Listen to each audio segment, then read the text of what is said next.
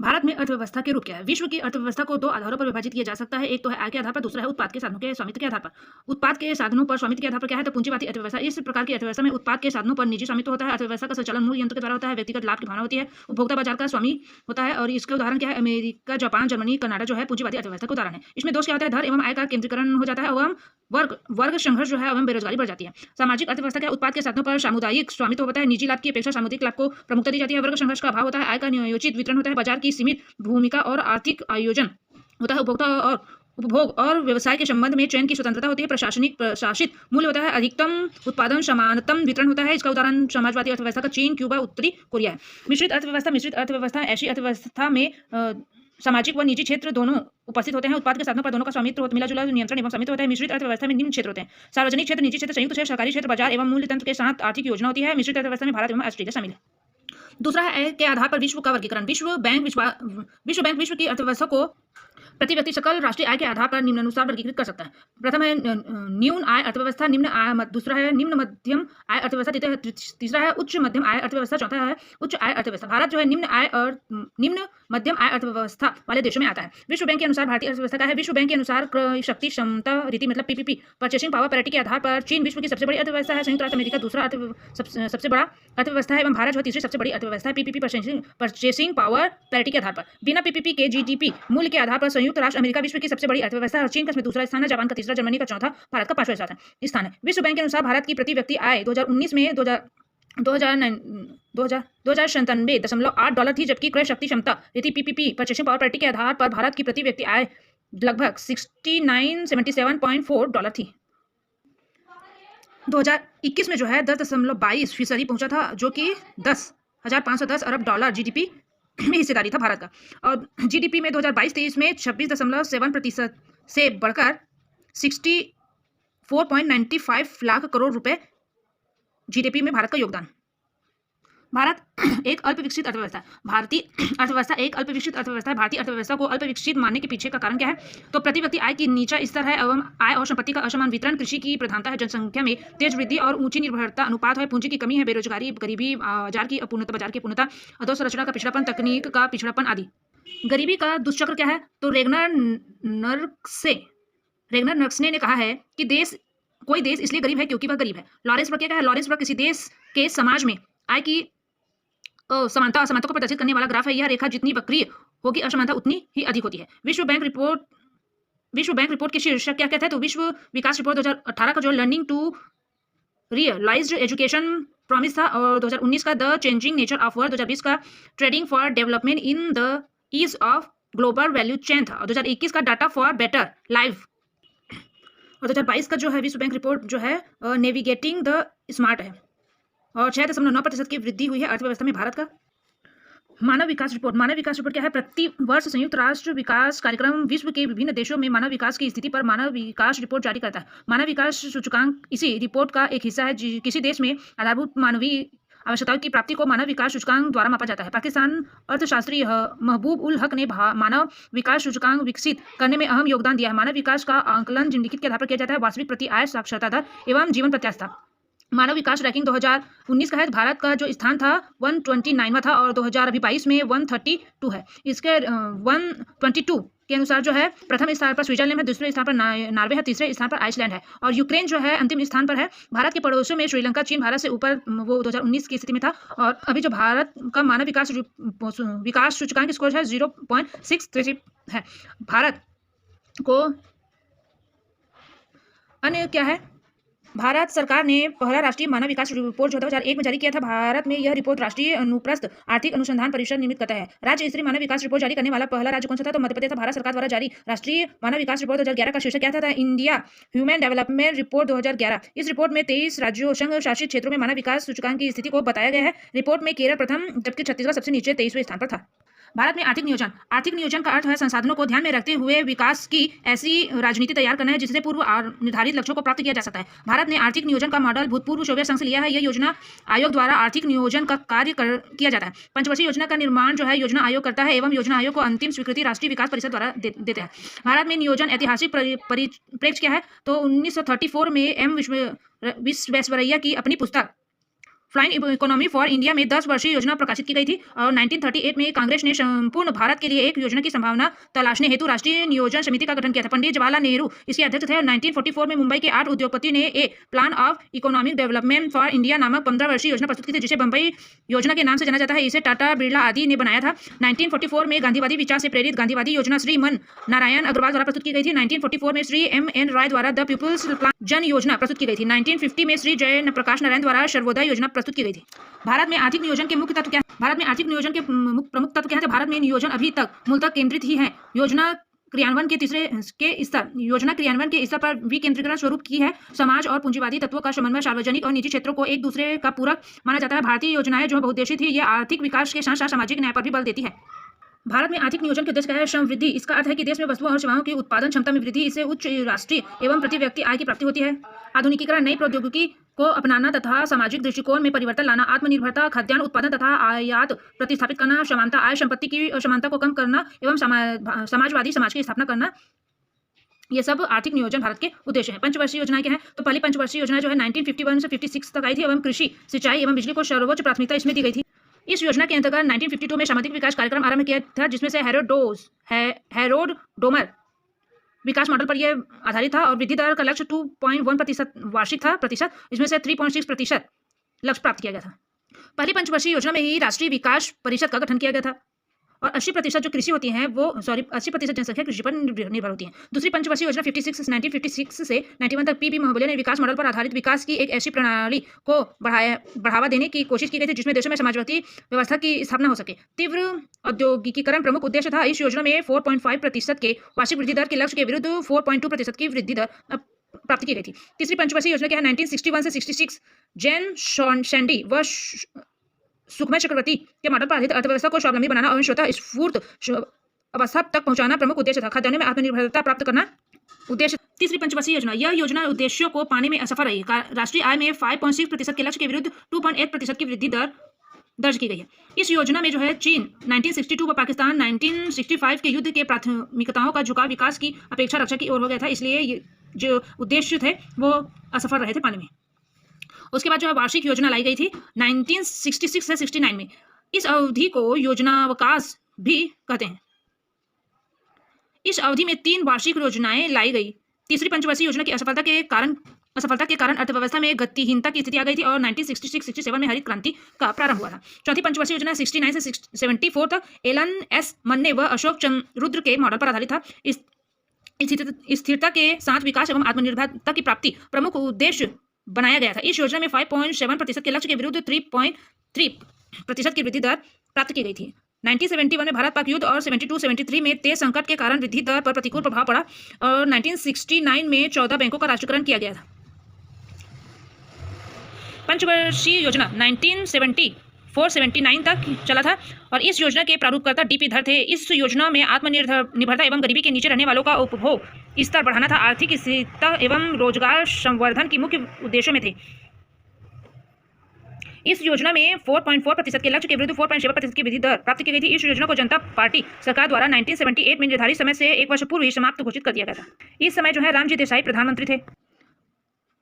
अनवरत योजना ऐसी योजना थी जिसका योजना अवधि समाप्त नहीं होनी थी। अब अनवरत योजना को जनता पार्टी सरकार द्वारा 1978 से 80 में व्यवहार में लाया गया था। छठी पंचवर्षीय योजना जो 80 से 85 तक चली थी। इस योजना को 15 वर्ष की अवधि को ध्यान में रखकर बनाया गया था, जिसे दृष्टि योजना कहते थे। योजना का सर्वप्रथम उद्देश्य गरीबी दूर करना था। एक ही साथ कृषि और उद्योग दोनों के बुनियादी ढांचों को मजबूत करने पर जोर। इस योजना में आधुनिकीकरण, जनसंख्या वृद्धि पर नियंत्रण एवं रोजगार सृजन पर बल दिया गया। इस योजना में 5.2% के लक्ष्य के विरुद्ध 5.7% की वृद्धि दर अपनाई गई थी। बंद अर्थव्यवस्था की अवधारणा पर आधारित था। और सातवीं पंचवर्षीय योजना जो है 85 से 90 तक चला था। इस योजना में दीर्घकालीन विकास युक्तियों और उदारीकरण पर बल दिया गया था। आधुनिकीकरण एक प्रमुख उद्देश्य ऊर्जा का विकास, खाद्यान्न उत्पादन में वृद्धि, जीवन स्तर में सुधार एवं साथ ही गरीबी एवं बेरोजगारी उन्मूलन के कार्यों पर विशेष बल। जवाहर रोजगार योजना की शुरुआत की गई थी। इस योजना में पहली बार विनियोजन में सार्वजनिक क्षेत्र का हिस्सा निजी क्षेत्र में कम था। इस योजना में 5% लक्ष्य के विरुद्ध 5.8% की वृद्धि दर प्राप्त की गई थी। वार्षिक योजना क्या है? 1992 इस अवधि में 2 वार्षिक योजनाएं चालू की गई थी। जुलाई 1991 में नई औद्योगिक नीति और अर्थव्यवस्था के उदारीकरण की घोषणा की गई थी। 1991 में भारतीय मुद्रा का अवमूल्यन किया गया था। 8वीं पंचवर्षीय योजना जो है जॉन डब्ल्यू मिलर के उदारीकृत अर्थव्यवस्था के मॉडल पर आधारित थी। मानव संसाधन विकास प्रमुख उद्देश्य था। निर्यात प्रोत्साहन पर विशेष बल था। इस योजना में 5.6% के लक्ष्य के विरुद्ध जो है 6.5% की वृद्धि दर प्राप्त की गई थी। 9वीं पंचवर्षीय योजना क्या था? 97 से 2002 तक था और इस योजना का नारा था न्यायपूर्ण वितरण और समानता के साथ विकास। इसमें 7 बुनियादी न्यूनतम सेवाओं पर बल देना तय हुआ था। शुद्ध पेयजल, प्राथमिक स्वास्थ्य सेवा सबके लिए, प्राथमिक शिक्षा, गरीबों के लिए घर, बच्चों के लिए पोषक आहार, सभी गांवों में बस्तियों के लिए सड़क तथा सार्वजनिक वितरण व्यवस्था को बेहतर बनाना था। 4 बिंदुओं पर विशेष बल दिया गया था। जीवन की गुणवत्ता, रोजगार सृजन, क्षेत्रीय असंतुलन में कमी, आत्मनिर्भरता। इस योजना में 6.5% के लक्ष्य के विरुद्ध 5.5% की वृद्धि दर आई थी। 10वीं पंचवर्षीय योजना इस योजना के विकास कार्य नीति के एक सुदृढ़ और गतिमान किसी क्षेत्र के आविर्भाव, अवसंरचना विकास की आवश्यकता और राजकोषीय तथा मौद्रिक नीति के अधिक लचीलापन प्रदान करने पर बल दिया गया था। 10वीं योजना में रोजगार के 5 करोड़ अवसर सृजित करने का लक्ष्य तय किया गया था। इस योजना में वृद्धि दर का लक्ष्य जो 8% निर्धारित था। 10वीं पंचवर्षीय योजना में हासिल सकल घरेलू उत्पाद में 7.8% की वृद्धि दर अब तक की किसी भी योजना में सबसे अधिक थी। इस वृद्धि की एक उल्लेखनीय विशिष्टता की विनिर्माण क्षेत्र का पुनरुत्थान था जो 8.6% रही थी, जबकि कृषि क्षेत्र की वृद्धि दर 2.5%। 11वीं पंचवर्षीय योजना सबसे अधिक विकास दर इसमें प्राप्त की गई थी। प्रति व्यक्ति वृद्धि दर अधिकतम थी। योजनावधि 1 अप्रैल 2007 से 31 मार्च 2012 तक। अधिक तेज और अधिक समावेशी विकास इसका शीर्षक है। प्रधानमंत्री मनमोहन सिंह ने 11वीं योजना को भारत की शैक्षिक योजना की संज्ञा दी है। योजना पर रिव्यू क्या था? तो 36,44,718 करोड़ रुपए एवं केंद्र की भागीदारी कितनी थी? तो 21,56,571 करोड़ रुपए थे। राज्य की भागीदारी 14,88,147 करोड़ रुपए थी। क्षेत्र क्या था? तो क्षेत्र वार्षिक वृद्धि दर का लक्ष्य का पहले 9%, बाद में 8.1%, उपलब्धि 7.9%। कृषि क्षेत्र वृद्धि दर 4% का लक्ष्य था, जिसमें से 3.2% उपलब्धता हुआ था। 12वीं पंचवर्षीय योजना जो 12 से 17 चला था। योजना का थीम 2014 में मोदी जी आए थे और नीति आयोग का गठन किया गया था। योजना का थीम था तेज, टिकाऊ और ज्यादा समावेशी विकास करना। इस योजना में स्वास्थ्य, शिक्षा, कौशल विकास, पर्यावरण, प्राकृतिक संसाधन और अवसंरचना के विकास पर जोर रहेगा। दृष्टि पत्र में निर्धारित महत्वपूर्ण वार्षिक लक्ष्य निम्न था। सकल घरेलू उत्पाद में 8%, कृषि क्षेत्र में 4%, उद्योग क्षेत्र में 8% एवं सेवा क्षेत्र में 9%। राष्ट्रीय आय, सकल घरेलू GDP, क्रॉस डोमेस्टिक प्रोडक्ट, एक निश्चित अवधि में देश की भौगोलिक सीमाओं के भीतर उत्पादित समस्त अंतिम मूल्य और सेवाओं के कुल मौद्रिक मूल्य को सकल घरेलू उत्पाद कहते हैं। इसमें विदेश से प्राप्त आय भी को शामिल नहीं किया जा सकता। शुद्ध घरेलू उत्पाद में निम्नलिखित के मूल्य शामिल है, जैसे कि देश के भीतर समस्त उत्पाद का मूल्य प्लस देश के भीतर समस्त सेवाओं का मौद्रिक मूल्य। इसमें देश के भीतर विदेशियों द्वारा अर्जित आय शामिल होता है, किंतु इसमें शामिल नहीं होता है भारतीयों द्वारा विदेश में अर्जित आय। शुद्ध घरेलू उत्पाद क्या है? NDP, net domestic product. जब सकल घरेलू उत्पाद में से अचल पूंजी का उपभोग क्या है, मूल्य पूंजीगत हाश कम कर दिया जाता है तो शुद्ध घरेलू उत्पाद प्राप्त होते हैं। शुद्ध घरेलू उत्पाद बराबर क्या होते हैं? GDP माइनस पूंजीगत वस्तुओं पर हाश। सकल राष्ट्रीय आय GNP, क्रॉस नेशनल प्रोडक्शन, एक निश्चित अवधि में किसी देश के नागरिकों द्वारा उत्पादित समस्त अंतिम वस्तुओं तथा सेवाओं के कुल मौद्रिक मूल्य को सकल राष्ट्रीय उत्पाद कहते हैं। इसमें देशवासियों द्वारा विदेशों में अर्जित आय जो देश में भेजी गई हो को शामिल किया जाता है, जबकि भारत में रह रहे विदेशियों द्वारा अपने देश को भेजी गई राशि को घटाया जाता है। सकल राष्ट्रीय उत्पाद क्या होता है? सकल घरेलू उत्पाद प्लस भारतीयों द्वारा विदेश में अर्जित आय माइनस विदेशों द्वारा भारत में अर्जित आय। शुद्ध राष्ट्रीय आय NNP, नेट नेशनल प्रोडक्ट। जब सकल राष्ट्रीय उत्पाद में से अचल पूंजी का उपभोग या मूल्य हाश निकाल दिया जाता है तो शेष मौद्रिक मूल्य को शुद्ध राष्ट्रीय उत्पाद कहा जाता है। शुद्ध राष्ट्रीय उत्पाद जो है GNP, पूंजीगत वस्तुओं पर हाश। राष्ट्रीय क्या है? NI, national income. सामान्यतः जब शुद्ध राष्ट्रीय उत्पाद का मूल्यांकन साधारण लागत पर किया जाता है तो इसे राष्ट्रीय आय कहते हैं। When NNP is obtained at factor cost, it is known as national income। किंतु यदि शुद्ध राष्ट्रीय उत्पाद की गणना बाजार मूल्य पर की जाती है तो राष्ट्रीय आय जाने के लिए बाजार मूल्य पर आंकलित शुद्ध राष्ट्रीय उत्पाद में से अप्रत्यक्ष करों को घटाया जाता है एवं सब्सिडी को जोड़ा जाता है। बाजार मूल्य पर शुद्ध राष्ट्रीय उत्पाद NNP eight market price plus Bharat सरकार द्वारा दी गई राशि सब्सिडी माइनस अप्रत्यक्ष कर इनडायरेक्ट टैक्स। प्रति व्यक्ति आय PCI पर कैपिटल इनकम। राष्ट्रीय आय अर्थात साधन लागत पर शुद्ध राष्ट्रीय उत्पाद में कुल जनसंख्या से भाग देकर जितनी गणना की जाती है। प्रति व्यक्ति आय बराबर राष्ट्रीय आय बटा कुल जनसंख्या। वास्तविक राष्ट्रीय आय रियल नेशनल इनकम क्या है? राष्ट्रीय आय की गणना 2 भिन्न मूल्यों के आधार पर की जाती है। चालू मूल्य करेंट प्राइस वर्तमान मूल्यों के आधार पर, स्थिर मूल्य कांस्टेंट प्राइस जो है निश्चित आधार वर्ष के मूल्य के आधार पर गणना की जाती है। क्रय शक्ति समिति PPP परचेसिंग पावर, एक समान वस्तु और सेवाओं के लिए एक देश में जितनी कीमत अदा करनी पड़ती है उतनी ही वस्तु एवं सेवाओं के लिए दूसरे देशों में कितनी कीमत अदा करनी पड़ती है, यह जानने की विधि ही क्रय शक्ति क्षमता रीति कहलाती है। इससे अलग अलग स्थान में मुद्रा की क्रय शक्ति का पता चलता है। राष्ट्रीय आय आकलन की शक्ति विधियां राष्ट्रीय आय आकलन की विधियां क्या है? तो उत्पाद गणना विधि प्राथमिक क्षेत्र एवं द्वितीय क्षेत्र में उत्पाद का आकलन करने हेतु आय गणना विधि क्या है? प्रशासन, परिवहन, बैंक आदि सेवा क्षेत्रों की आय की गणना की जाती है। व्यय विधि, इस विधि में राष्ट्रीय आय, कुल उपभोग तथा कुल उत्पादों का योग होता है। भारत में राष्ट्रीय आय की गणना के लिए उत्पादन गणना विधि और आय गणना विधि का सम्मिश्र प्रयोग किया जाता है। भारत में राष्ट्रीय आय का अनुमान क्या? भारत में सबसे पहले 1868 में दादा भाई नौरोजी ने party and un British rule in India में प्रति व्यक्ति आय जो 20 रुपये बताई थी। स्वतंत्रता के पश्चात जो है 1949 में पीसीबी मौलवी की अध्यक्षता में राष्ट्रीय आय समिति का गठन किया गया था। केंद्रीय सांख्यिकी संगठन CSO सेंट्रल स्टैटिस्टिकल ऑर्गेनाइजेशन राष्ट्रीय आय के आकलन का कार्य केंद्रीय सांख्यिकी संगठन करता है। केंद्रीय सांख्यिकी संगठन ने वर्ष 1956 में राष्ट्रीय आय के पहले आधारित आधिकारिक अनुमान तैयार किए थे। आधार वर्ष क्या है? तो राष्ट्रीय लेखाओं का मौजूदा आधार वर्ष जो है 11-12 का मूल्य है। राष्ट्रीय आय को मापने के लिए भारतीय अर्थव्यवस्था को निम्नलिखित क्षेत्र में विभाजित किया जाता है। प्राथमिक क्षेत्र में आता है कृषि, वानिकी, मत्स्य उद्योग, खनन एवं उत्खनन। द्वितीय क्षेत्र में विनिर्माण, निर्माण, बिजली, गैस आपूर्ति। तृतीय क्षेत्र में आता है परिवहन, भंडार, संचार, व्यापार, जल, पान, बैंक व बीमा, वास्तविक संपदा, सार्वजनिक प्रशासन, अन्य सेवाएं, विदेशी क्षेत्र, ये सब तृतीय क्षेत्र में आते हैं। केंद्रीय सांख्यिकी संगठन द्वारा राष्ट्रीय लेखाओं के संबंध में फेरबदल। हाल ही में CSO द्वारा राष्ट्रीय लेखाओं के संबंध में किए गए प्रमुख फेरबदल निम्नलिखित है। विकास को अब स्थिर बाजार मूल्यों पर।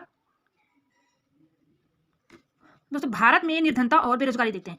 निर्धनता, भारत में निर्धनता रेखा का निर्धारण पहले पोषण के आधार पर होता था। पोषण आहार का आधार जो है कैलोरी को बनाया गया है। योजना आयोग के विशेषज्ञ दल task force on minimum needs and effective consumption demand के अनुसार ग्रामीण क्षेत्रों में एक व्यक्ति के प्रतिदिन के भोजन में 2400 कैलोरी तथा शहरी क्षेत्र में एक व्यक्ति के प्रतिदिन के भोजन में 2100 कैलोरी होनी चाहिए। जिस परिवार की आय इस पोषण स्तर के लिए पर्याप्त नहीं होती उसे निर्धनता रेखा से नीचे रखा जाता है। लकड़वाला समिति क्या है? लकड़वाला समिति के दिए गए सुझाव के अनुसार शहरी गरीबी के आकलन के लिए औद्योगिक श्रमिकों के उपभोक्ता मूल्य सूचकांक और ग्रामीण क्षेत्रों के आकलन के लिए कृषि श्रमिकों के उपभोक्ता मूल्य सूचकांक को आधार बनाया गया है। समिति ने प्रत्येक राज्य और केंद्र शासित प्रदेशों में अलग अलग गरीबी रेखा की आय सीमा तय रखने की सिफारिश की है। सुरेश तेंदुलकर समिति क्या है? 2009 में सुरेश तेंदुलकर समिति ने अपनी रिपोर्ट में गरीबी रेखा का आकलन भोजन में कैलोरी की मात्रा की बजाय जो है प्रति व्यक्ति मासिक उपभोक्ता व्यय के आधार पर करने की सिफारिश की थी। रिपोर्ट के अनुसार प्रति व्यक्ति प्रति माह शहरी क्षेत्रों में 1000 प्रतिदिन 33 रुपया तथा ग्रामीण क्षेत्रों में 816 रुपया प्रतिदिन जो है 27 से कम राशि खर्च करने वाले व्यक्ति को गरीब कहा गया है। डॉक्टर C रंगनाथन समिति क्या है? तो 2012 में योजना आयोग द्वारा डॉक्टर C रंगराजन की अध्यक्षता में निर्धनता आकलन की सार्वभौम मान्यता एवं सटीक विधि सुझाने के लिए गठित की गई थी समिति। और जुलाई 2014 में इसका रिपोर्ट आया था। रिपोर्ट के अनुसार प्रति व्यक्ति प्रति माह शहरी क्षेत्रों में 1407 प्रतिदिन 47 तथा ग्रामीण क्षेत्रों में 972 रुपया प्रति माह जो है प्रतिदिन जो है 32 से कम राशि खर्च करने वाले को गरीबी बोला गया है। गरीबी पर राष्ट्रीय अनुमान सर्वेक्षण संगठन के अनुसार जो है राष्ट्रीय अनुमान सर्वेक्षण संगठन के सर्वेक्षण के आधार पर तेंदुलकर समिति फार्मूला पर गरीबी रेखा से नीचे जनसंख्या इस प्रकार से आकलन किया गया था। 2004-05 में जो है भारत में 37.2%, ग्रामीण क्षेत्र में 42%, शहरी क्षेत्र में 25.5%। 2009-10 में जो है 29.6%, भारत में ग्रामीण क्षेत्र में 33.8%, शहरी क्षेत्र में 20.9%। 11-12 में 21.9%, भारत में ग्रामीण क्षेत्र में 25.7% एवं 13.7% शहरी क्षेत्र में। रंगराजा समिति के अनुसार 11-12 में भारत की 29.5% जनसंख्या गरीब है। रंगराजा समिति के अनुसार 11-12 में जनसंख्या में सर्वाधिक निर्धनता अनुपात वाले राज्यों में छत्तीसगढ़ 47.9%, मणिपुर 46.7%, ओडिशा जो है 45.9%। गोवा में गरीबी रेखा के नीचे जीवन संख्या का अनुपात सबसे कम है। निर्धनता की सर्वाधिक जनसंख्या उत्तर प्रदेश में, फिर बिहार का स्थान आता है। गरीबी पर विश्व बैंक की रिपोर्ट शीर्ष क्या है? गरीबी एवं साझा समृद्धि 2018 का गरीबी की जटिलता को मिलकर सुलझाना है। पैमाना प्रति व्यक्ति प्रतिदिन आय जो है $1.6 PPP से कम आय। विश्व में गरीबी वैश्विक आबादी का 8.6%, भारत में गरीबी जो है 12.8% गरीबी आबादी जो है गरीबी रेखा से नीचे। 2011-12 के अनुसार एवं ऐतिहासिक लक्ष्य 2030 तक विश्व में गरीबी का उन्मूलन करना है। दुनिया के सबसे ज्यादा गरीब भारत में है, लेकिन विश्व बैंक के अनुसार भारत में गरीबी की दर दूसरे विकासशील देशों के मुकाबले सबसे कम है। भारत में बेरोजगारी, खुली बेरोजगारी, इसे तात्पर्य उन बेरोजगारी से है जिसके अंतर्गत श्रमिकों को बिना किसी कामकाज के रहना पड़ता है, उन्हें थोड़ा बहुत ही काम मिलता है। इनके अंतर्गत मुख्यतः शिक्षित बेरोजगारी तथा साधारण बेरोजगार श्रमिकों को सम्मिलित किया गया है। प्रचंड बेरोजगारी, वह बेरोजगारी जिसमें व्यक्ति स्पष्ट रूप से रोजगार प्राप्त नहीं होता है। व्यक्ति काम पर तो लगे होते हैं परंतु उस काम में उसकी सीमांत उत्पादकता शून्य होती है। संरचनात्मक बेरोजगारी दीर्घकालीन होती है। मूलतः भारत सहित विकासशील देशों में बेरोजगारी का स्वरूप इसी पर आधारित है। पूंजी की कमी इसका एक प्रमुख कारण है। संघर्ष बेरोजगारी, बाजार की दशाओं में परिवर्तन, मांग एवं पूर्ति की शक्तियों में परिवर्तन होने से उत्पन्न बेरोजगारी को संघर्षणात्मक बेरोजगारी कहते हैं। चक्रीय बेरोजगारी क्या है? जब व्यापार चक्र की मंदी के समय बेरोजगार का उद्भव होता है तो ऐसी बेरोजगारी को चक्रीय बेरोजगारी कहा जाता है। इसके अंतर्गत ऐसे श्रमिक आते हैं जिसको थोड़ा बहुत काम मिलता है, अपने क्षमतानुसार काम नहीं मिलता है या पूरा काम नहीं मिलता है। मौसमी बेरोजगारी, इसके अंतर्गत किसी विशेष मौसम या अवधि में प्रति वर्ष जो है उत्पादन होने वाली बेरोजगारी को सम्मिलित किया गया है। तकनीकी बेरोजगारी, आर्थिक विकास की गति तीव्र करने के लिए आधुनिक उत्पादन तकनीकों के प्रयोग के कारण उत्पन्न प्रतिरोधात्मक, घर्षणात्मक या असंतुलनात्मक बेरोजगारी आती है। शिक्षित बेरोजगारी, शिक्षा के अनुसार काम नहीं या फिर क्षमता से कम खुले रूप में शहरी क्षेत्रों में पाया जाता है। भारतीय कृषि, कृषि संबंधी तथ्य क्या है? भारत में कृषि से लगभग 58.2 प्रतिशत आबादी को रोजगार मिलता है और वह निजी क्षेत्रों का सबसे बड़ा व्यवसाय है। अनेक उद्योगों के लिए इससे कच्चा माल भी प्राप्त होता है। ग्रामीण क्षेत्र उपभोक्ता सामानों के सबसे बड़े बाजार हैं। घरेलू बचत का भी सबसे बड़ा क्षेत्र यही है। कृषि क्षेत्र ही देश के लिए खाद्य सुरक्षा का एकमात्र स्रोत है। सकल घरेलू उत्पाद में लगभग 16.1% योगदान है। निर्यात में होने वाली आय का लगभग 12% हिस्सा इसी क्षेत्र से आता है। दुनिया में सबसे अधिक क्षेत्र में दलहन की खेती वाला देश भारत है। विश्व में भारत जो है चाय का सबसे बड़ा उत्पादक व उपभोक्ता है। भारत ऐसा पहला देश है जहां कपास की संकर किस्म का विकास कर उत्पाद किया गया है। अनुमानिक अनुसार 2019-20 में कुल खाद्यान्न उत्पादन में 291.67 मिलियन टन कुल खाद्यान्न उत्पादन हुआ है। शब्दावली क्या है? मिश्रित सस्यन, मिक्स्ड क्रॉपिंग क्या है? जब भूमि की उर्वरा शक्ति को बनाए रखने एवं कीटों से रक्षा के लिए मिश्रित फसल ली जाती है तो उसे मिश्रित सस्यन कहा जाता है। कपास के साथ भिंडी उगाने के से जो कपास को जो है ब्लैक आर्म से बचाया जा सकता है। मिश्रित कृषि क्या है? मिक्स्ड फार्मिंग जो है जब किसी के साथ पशुपालन, रेशम कीट पालन, मधुमक्खी पालन, कुक्कुट पालन, मछली पालन आदि भी किया जाता है, इसे मिश्रित अर्थव्यवस्था कहते हैं।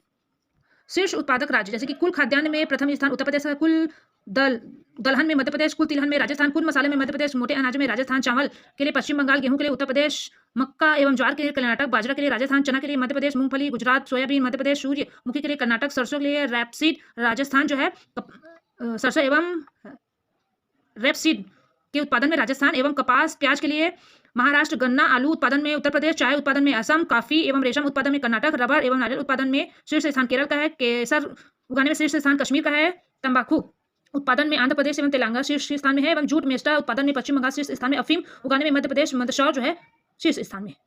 स्थानांतरित या झूमी कृषि जो है शिफ्ट कल्टीवेशन क्या है? इस प्रकार की कृषि में सर्वप्रथम जंगल को काटा जाता है, उसे सुखाने जलाने के बाद कृषि करके 2-3 फसल लेने के बाद भूमि की उर्वरकता समाप्त हो जाती है उस स्थान को छोड़कर किसी अन्य जंगल को काटा जाता है। इस प्रकार की खेती आदिवासी समूहों द्वारा की जाती है। उत्तर पूर्वी राज्यों में मिजोरम, मेघालय, असम में यह ज्यादा प्रचलित है। इस खेती से वनों के विनाश का प्रमुख कारण होता है। वाणिज्यिक या नकदी फसलें जो है व्यापारिक फसलें उन फसलों को कहते हैं जिन्हें उगाने का मुख्य उद्देश्य है व्यापार करके धन अर्जित करना होता है। ये फसलें प्रायः कच्चे माल के रूप में प्रयोग की जाती है। इन फसलों में प्रमुख रूप से सम्मिलित होती हैं। जैसे तिलहन फसलें जो है, तिलहन फसलों में मूंगफली, सरसों, तिल, अलसी, अरंडी, सोयाबीन और सूर्यमुखी आदि आते हैं। शर्करा वाले फसलें जो है गन्ना एवं चकुंदर हैं। रेशे वाली फसलें जो है जूट, मेस्टा, सनई, कपास आती हैं। उद्दीपक फसलें जो है तंबाकू एवं अफीम आती हैं। पेड़ फसलें कौन है? चाय एवं ये सब जो है वाणिज्यिक नकदी फसलें होती हैं। फसलों का मौसम आधारित वर्गीकरण, भारत में मोटे तौर पर 3 फसल ऋतुएं होती हैं, खरीफ, रबी और जायद फसलें। खरीफ जो है इसकी बुआई जून जुलाई में एवं कटाई जो अक्टूबर नवंबर में होती है। इन फसलों के लिए अधिक पानी एवं आर्द्रता की आवश्यकता होती है। धान, ज्वार, बाजरा, मक्का, सोयाबीन, कपास, मूंगफली, गन्ना, अरहर जो है खरीफ फसल के अंतर्गत आता है। रबी फसलें इनकी बुआई अक्टूबर नवंबर एवं कटाई जो है मार्च अप्रैल में होती है। इसमें खरीफ की अपेक्षा कम पानी की आवश्यकता होती है। गेहूं, जौ, चना, मटर, ज्वार, असरी, तोरिया और सरसों ये सब जो है रबी की फसलें होती हैं। जायद फसलें यह ग्रीष्म की एक छोटी फसल ऋतु है। मुख्य फसलें तरबूज, ककड़ी, खीरा, तरबूज आती हैं। धान, मक्का और मूंगफली गर्मी के मौसम में भी उगाई जाती हैं। उर्वरक क्या होते हैं? चीन और अमेरिका के बाद भारत जो है विश्व में उर्वरकों का सबसे बड़ा उत्पादक एवं उपभोक्ता देश है। भारत में अनुशंसित उर्वरक उपभोक्ता अनुपात क्या है? 4:2:1 है।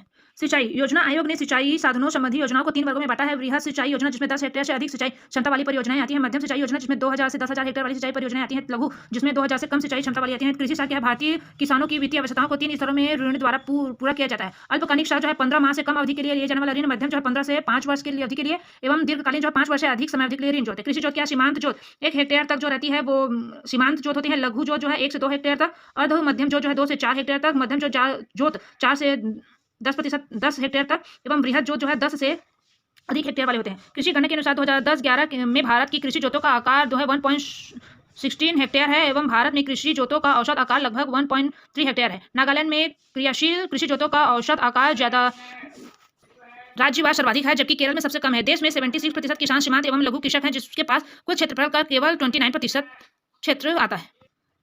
भूमि सुधार कार्यक्रम संकुचित अर्थ में छोटे कृषक एवं कृषि श्रमिकों के लाभ के लिए भू स्वामित्व का पुनर्वितरण, व्यापक अर्थ में भू धारण व्यवस्था की संरचनात्मक व्यवस्था में होने वाली किसी भी प्रकार का परिवर्तन है। भूमि सुधार हेतु उठाए गए कदम क्या होता है? मध्यस्थों व जमींदारों का उन्मूलन करना, काश्तकारी व्यवस्था में सुधार, लगान का नियमन करना, पट्टे का सुधारना, पट्टेदारों को स्वामित्व अधिकार, जोतों की अधिकतम सीमा का निर्धारण, सीलिंग, विभिन्न राज्यों में अधिकतम सीमा लागत सीमा जो है अलग अलग है। मध्य प्रदेश में 7.3 से लेकर 21.9 हेक्टेयर के बीच है। कृषि का पुनर्गठन, चकबंदी, भूदान क्या है? विनोबा भावे द्वारा 1951 में प्रारंभ लगभग 50 लाख एकड़ भूमि एवं वितरित किया गया था। और किसान क्रेडिट कार्ड क्या है? 1998-99 में यह योजना शुरू की है, किसान क्रेडिट कार्ड योजना। इसका उद्देश्य अल्पकालिक फसल ऋण जारी करने में प्रक्रियाओं को धीरे धीरे कम करके समाप्त करना है। राष्ट्रीय कृषि बीमा योजना क्या है? 1999-2000 से राष्ट्रीय कृषि बीमा योजना नामक फसल बीमा योजना आरंभ की गई थी। इस योजना का उद्देश्य प्राकृतिक आपदाओं जैसे सूखा, बाढ़, ओलावृष्टि, चक्रवात, कीटों और बीमारियों के कारण होने वाली फसल हानियों के लिए किसानों को बीमा कवरेज और वित्तीय सहायता प्रदान करना है। योजना भारतीय कृषि बीमा निगम AIC द्वारा क्रियान्वित की जा रही है। विस्तार के यह योजना जोतों के आधार पर ध्यान दिए बगैर सभी किसानों, कर्जदार और गैर कर्जदार दोनों के लिए उपलब्ध है। इसमें सभी खाद्यान्न फसल जैसे अनाज, बाजार और दालें, तिलहन फसलें शामिल है। वार्षिक वाणिज्यिक बागवानी फसलों में गन्ना, आलू, कपास, अदरक, प्याज, हल्दी, मिर्च, अनानास, केला, पटसन, टैपियोका, धनिया, जीरा एवं लहसुन पहले ही स्कीम के तहत कवर किए जा चुके हैं। वर्तमान में छोटे और सीमांत किसानों के लिए प्रीमियम में 10% की सब्सिडी उपलब्ध है। यह योजना जो 25 राज्यों और 2 संघ शासित क्षेत्रों द्वारा कार्यान्वित की जा रही है। राष्ट्रीय कृषि विकास योजना जो है RKVI कृषि एवं संबंधित क्षेत्रों के अतिरिक्त केंद्रीय सहायता स्कीम के रूप में की राष्ट्रीय कृषि विकास योजना 11वीं पंचवर्षीय योजना से है। और RKVI का उद्देश्य है कृषि एवं संबंधित क्षेत्रों का समग्र विकास करना तथा 11वीं योजनावधि के दौरान कृषि क्षेत्र में 4% वार्षिक विकास को प्राप्त करना है। इसमें कृषि और संबद्ध देशों में उत्पादन और उत्पादकता में मात्रात्मक परिवर्तन करते हुए किसानों की आय को अधिकतम करने का लक्ष्य भी शामिल है। प्राथमिक क्षेत्र की क्रांतियां क्या है? हरित क्रांति, यह खाद्यान्न उत्पादन में हुई वृद्धि को इंगित कराता है। भारत में हरित क्रांति का प्रभाव मुख्यतः गेहूं उत्पादन में वृद्धि के रूप में देखने को मिलता है। अमेरिकी कृषि वैज्ञानिक एवं मैक्सिको में कार्यरत डॉक्टर नॉर्मन बोरलॉग हरित क्रांति के प्रणेता माने जाते हैं। उन्होंने 1970 में शांति के लिए नोबेल पुरस्कार मिला था। भारत में हरित क्रांति 1960 के दशक में प्रारंभ हुई थी। इस समय श्री सुब्रमण्यम कृषि मंत्री थे। कृषि वैज्ञानिक स्वामीनाथन का नाम इससे विशेष रूप से जुड़ा हुआ है। श्वेत क्रांति दुग्ध उत्पादन से प्रशन flower national dairy development board द्वारा प्रणेता वर्णन कुरियर है। Amul Anand milk union limited Gujarat के आणंद जिले में हुआ है। नीली क्रांति मत्स्य उत्पादन में वृद्धि, पीली क्रांति तिलहन उत्पादन में, गुलाबी क्रांति झींगा उत्पादन में वृद्धि। बागवानी क्या है? भारत विश्व में मसालों का सबसे बड़ा उत्पादक, उपभोक्ता एवं निर्यातक देश है। फसलों के उत्पादन में ब्राजील के बाद भारत जो विश्व में दूसरा स्थान रखता है। भारत आम, केला, पपीता, चीकू, अनार, आंवला, नारियल में विश्व में सबसे बड़ा उत्पादक देश है। सब्जी उत्पादक के क्षेत्र में भारत चीन के बाद सबसे बड़े दूसरे देश के रूप में उभरा हुआ है। और मटर में विश्व में सबसे बड़ा उत्पादक देश है। भारत काजू का सबसे बड़ा निर्यातक है। पशुपालन एवं डेयरी क्या है? भारत का दूध उत्पादन में विश्व में प्रथम स्थान है। विश्व में सबसे अधिक मवेशी भारत में है। दुनिया की कुल भैंसों का 57% एवं गायों का 14% भारत में है। विश्व में भारत भैंसों के मामले में पहले, मवेशी और बकरियों के मामले में दूसरे, भेड़ के मामले में तीसरे, बतखों के मामले में चौथे, मुर्गियों के मामले में पांचवें एवं ऊँटों के मामले में छठवें स्थान पर है। ICAR के विश्व में पहला भैंस के पाड़े द्वारा कोण बनाकर वैज्ञानिक क्षेत्र का इतिहास बनाया है। मत्स्य क्या है? मत्स्य उत्पादन में भारत का स्थान विश्व में दूसरा है एवं चीन प्रथम स्थान रखता है। मछली उत्पादन में सार्वजनिक वितरण प्रणाली क्या है? सार्वजनिक वितरण प्रणाली हमारे देश में आम जनता, खास तौर पर निम्न आय वर्ग एवं कमजोर वर्ग के लोगों को उचित कीमत में आवश्यकता उपभोक्ता वस्तुएं सुलभ कराने की सबसे बड़ी प्रणाली है। देश में 4 लाख से अधिक दुकानों के माध्यम से सार्वजनिक उपभोक्ता वस्तुएं सुलभ कराई जा रही है। इसका उद्देश्य उपभोक्ताओं को उचित दर की दुकानों या बिक्री केंद्रों के द्वारा खाद्यान्न तथा अन्य अनिवार्य उपभोग वस्तुओं को उचित या फिर कम मूल्य पर उपलब्ध कराने। सार्वजनिक वितरण प्रणाली को खाद्यान्न उपलब्ध कराने का कार्य मुख्य रूप से भारतीय खाद्य निगम 1965 द्वारा किया गया। सार्वजनिक वितरण प्रणाली केंद्र और राज्य सरकार की संयुक्त जिम्मेदारी के तहत चलती है। खाद्य सुरक्षा योजना का क्रियान्वयन इसी के आधार पर किया जाए। लक्षित सार्वजनिक वितरण प्रणाली क्या है? यह प्रणाली 1 जून 1997 से लागू की। इस प्रणाली में द्विस्तरीय मूल्य प्रणाली अपनाई गई है और गरीबी रेखा से नीचे तथा गरीबी रेखा से ऊपर के लोगों के लिए गेहूं तथा चावल के अलग अलग निर्गम मूल्य निर्धारित किए गए हैं। सर्वप्रिय योजना क्या है? केंद्र सरकार ने 21 जून 2000 को यह योजना प्रारंभ की है। इसके अंतर्गत गरीबी रेखा से नीचे जीवन यापन करने वाले लोगों हेतु सार्वजनिक वितरण प्रणाली के तहत आम लोगों की बुनियादी जरूरतों की 11 और वस्तुओं को बेचने का फैसला किया। इसमें शामिल है दाल, तेल, चाय, आयोडीन युक्त नमक, डिटर्जेंट, साबुन, कापियां, टूथपेस्ट इत्यादि। कृषि लागत मूल्य योजना 1965 में स्थापित यह योजना विभिन्न कृषि वस्तुओं के लिए न्यूनतम समर्थन कीमतों, वसूली कीमतों तथा जारी कीमतों की सिफारिश करता है। मूल्य नीति क्या है? समर्थन मूल्य, मिनिमम सपोर्टिंग प्राइस, समर्थन कीमतें जो किसानों द्वारा उत्पादित फसलों को खरीदने के लिए सरकार द्वारा घोषित न्यूनतम मूल्य है। इस मूल्य पर सरकार किसानों की उपज को खरीदती है। यह किसानों को मूल्य सुरक्षा प्रदान कर लाभप्रद मूल्य सुनिश्चित कराती है। वसूली कीमत क्या है? वसूली कीमत सार्वजनिक वितरण प्रणाली से बेचे जाने वाले सामानों को सरकार बाजार से खरीदती है। यह खरीदी जिस मूल्य पर की जाती है उसे ही वसूली कीमत कहते हैं। वसूली कीमत पर सरकार खाद्यान्नों को बाजार से व्यापारियों की भांति खरीदती है और इस कीमत पर बफर भंडार के लिए भी खरीदी की जा सकती है। जारी कीमत क्या है? इशू प्राइस क्या है? इस कीमत पर सार्वजनिक वितरण प्रणाली के माध्यम से सरकार जो उपभोक्ताओं को खाद्यान्न बेचती है। भारतीय खाद्य निगम की स्थापना 1965 में की गई थी। यह संस्था जो है खाद्यान्नों और अन्य खाद्य सामग्री की खरीदारी, भंडारण, संग्रहण, स्थानांतरण, वितरण तथा बिक्री का कम करना है। सरकार ने इसे प्रतिरोध भंडार या बफर भंडार के संधारण का उत्तरदायित्व भी सौंप रखा है। बफर स्टॉक क्या है? आपातकाल के लिए वस्तुओं की आपूर्ति हेतु उसका स्टॉक करना बफर स्टॉक कहलाता है। भंडार क्या है? भारतीय खाद्य निगम, केंद्रीय भंडार निगम, सेंट्रल वेयर हाउसिंग कॉर्पोरेशन, राज्य भंडार निगम प्रमुख भंडारण एजेंसी है। नेक्स्ट है बैंकिंग